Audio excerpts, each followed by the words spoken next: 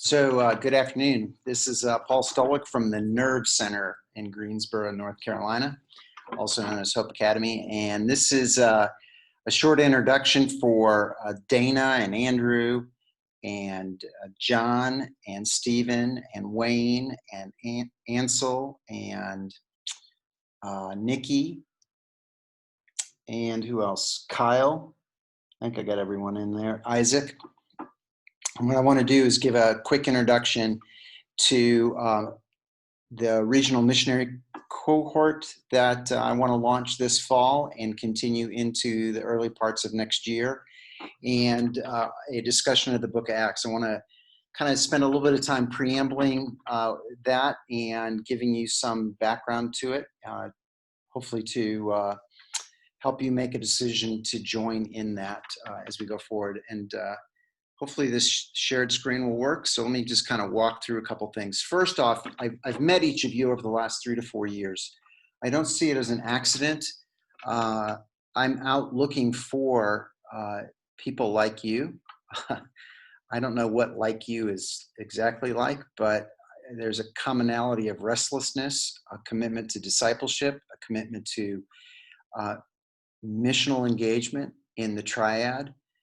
There is some risk-taking, some costs that you're paying, and a commitment to it despite the roadblocks and obstacles and misunderstanding that you're experiencing. There's a place in my heart for that because that's been my existence for nearly 25 years, maybe a little bit longer, in ministry, always having this sense that there's something we should be doing differently. And I think now's the time. And I'm grateful that God's raising up others who are younger than me that I can invest in and be available to as you pioneer and find the new pathways that Alan Hirsch has mentioned that we need to find. And so I'm grateful that you're listening to this, and I'm excited about what God may be bringing together. So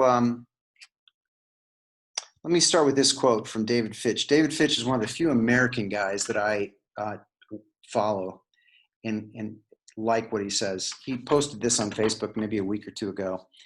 He said, he entitled "The Great Reseeding of the Church in North America." Today, we're not planting churches like we did post-World War II, where denominations were planting franchises of their own denomination in the expanding suburbs, or like we did in the 80s and 90s, where entrepreneurial pastors were revising church for the boomers who had left traditional church. It's different this time. We're in effect reseeding the church in North America. We're gathering thousands of disgruntled millennials and younger who have left church, disillusioned by its coercion, lack of compassion, and self-centered affluence, and organizing church for mission. This requires a different kind of leadership than the professionalized clergy of the franchise or the entrepreneur of the megachurch. If we fail to respond to God's work, will not North America in 20 years look like Europe does now? This last sentence is just an empirical statement, blah, blah, blah. So I know David is speaking primarily from a white church perspective, but I'm appreciative of the streams he's running in, which are tend to be very diverse in its leadership and in its composition. But one thing in particular that he says here is that we're gathering thousands of disgruntled millennials and younger who have left church disillusioned by its coercion, lack of compassion, and self-centered affluence, and organizing church for mission. This requires a different kind of leadership than the professionalized clergy of the franchise or the entrepreneur of the megachurch. You each are part of that different kind of leadership. You are each part of that different kind of leadership. There is some restlessness that you have been carrying for a long time. You are trying to put together in your own mind what that might look like. You often feel alone and misunderstood. And I want you to know that I see you on purpose, and I appreciate that restlessness. Because I've been restless for 25 plus years. And those of you that have been in my office, this is my whiteboard. And this is the bringing together of 25 years of discussions with some other restless leaders who are my age or older, my own reflection and thinking, plus my experiences abroad and in the United States in both a growing church, a mega church, a declining church, a struggling church, and then finally closing a church. So I've had experiences along the whole gamut of from church plants starting from scratch in Hungary to closing a church here in Greensboro. And this is what I've been working on for the last 5 years. And I just heard a podcast where an investor was talking about how hard it is to find visionary entrepreneurs who are committed to their vision 5 years after they first meet, who are still holding on to the vision and trying to work it. And it was encouraging to me as I wrote this on my whiteboard starting about 5 years ago. And you see the 216 to 2030. That's the time frame I see being able to carry this out. So what we're going to do this fall is not new. I actually did this first 20 years ago with this group of men. We were all working together in post-communist Eastern Europe in about 6 or 7 different countries, and we would meet together for 4 or 5 days, 3 times a year. And for 2 years, we spent time in the book of Acts and then in Paul's letters answering the question, what were the keys to the expansion of the church and the advancement of the gospel in the first century? And those discussions changed every one of us. It laid a framework and an understanding and gave us language for what we were doing and kind of cleared out the clutter that we had accumulated over the years. And as I talk with people now, people ask me, have you read Francis Chan? Have I, do I know about the Soma Network? Do I know about DMM? Do I know this or that? Whatever the strategy or the program or the approach is, I think these are all potentially very viable resources and tools. But I think what's lacking is actually going back to our story, our texts, and re-asking some key questions and rediscovering the biblical theology for the restlessness that you are feeling and to give it framework and language and understanding. I then have taken this and trained these leaders in India using the same methods, a little modified because of the translation issues. And they now in turn are using it in northern India and Pakistan among Hindus, Muslims, and the animist peoples of those regions, both in the cities and in the country. So this is not something that I've just discovered. I've been using and talking about and using this resource for 20 years. And I've probably been aware of it for close to 25. And this is how we'll begin. We're going to revisit what I call the origin story of the church. So every country has an origin story. Every family has an origin story. And we've lost sight of the origin story of the church, which is the Acts of the Apostles. And it's a story of movement. It's a story of movement. And each of you are in that story because you've made moves. You've made changes. And you are now in the flow of movement. And not to throw a stone at our existing infrastructure of church, but we all know it's hard to see movement in what we have inherited.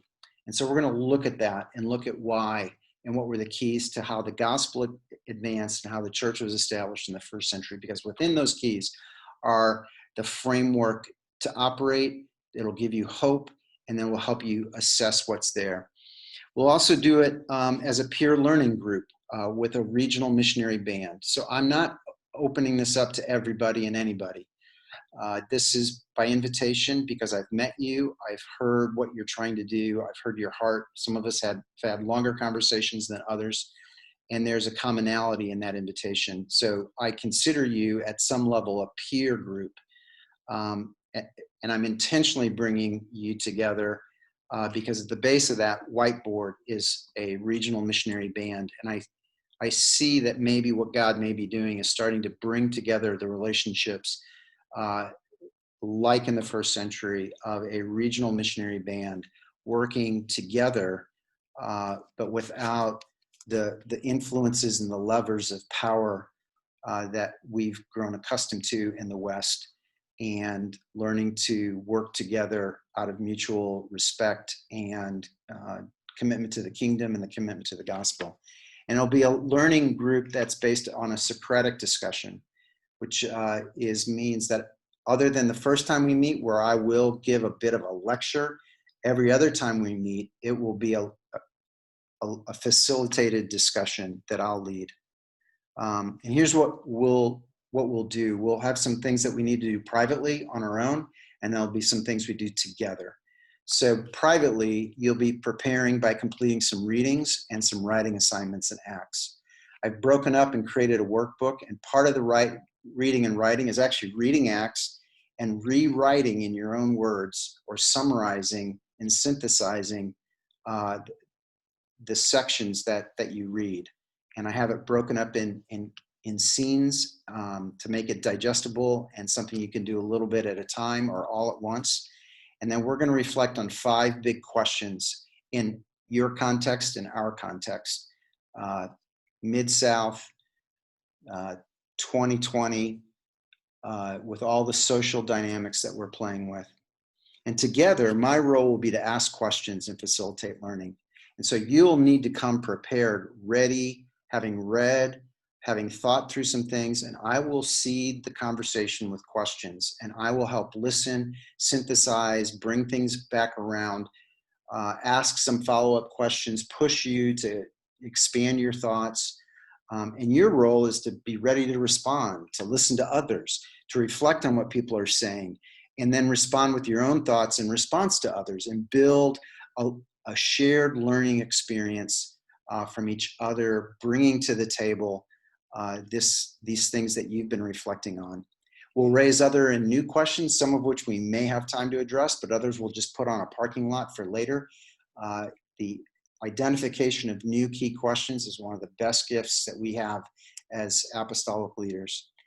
And the requirements of you is a commitment to be present, to be available, to have courage, to trust one another, even though you won't know each other initially, to have some humility, not to be afraid to say something and then retract it and go, well, that wasn't a good response. I like that person's response better, and have a teachable spirit. And the practical stuff is we'll start on Tuesday, 9:15. Originally, I had set this for Wednesday, but based on some feedback from a couple of you, we'll move it to Tuesdays. We'll meet twice a month at Hope Academy, unless I can find a better place. We'll do it in person with social distance and masks and to be safe. I'm also looking at another space that may be larger, which would allow us not to have to wear masks. And we'll have monthly lunches among the cohort. Well, let me come back. That's our cohort meeting. We'll start at, I think at 11:30 and end at 1. So you'll bring a lunch. Some days I'll cater in a lunch. There'll be private coaching and mentoring. So at least once a month, we'll have a scheduled time where we'll set up for 75 minutes, and it's your 75 minutes for me to collaborate with you about ministry. And it's your agenda. And I'll help you think through that. We'll do it on the phone, or we'll do it social distance in person. And then I'm going to encourage you each to have a monthly lunch with someone else in the cohort, or happy hour, or breakfast, or intentionally spend time with others, everyone in this cohort, over the course of our time, to get to know one another. And I'll explain in our first meeting why that's so important. And the cost will be $600 total in 2 installments. So $300 in the fall, and then $300 in the first of the year. And I'm going to use those resources and put them into a fund for the development of this learning cohort and this ministry cohort. So so that's the that's kind of the plan. Normally I'd have some Q&A, but I'll follow this up and we'll set up a phone call and let everyone, after you watch this, ask some questions. So that's it. Thanks.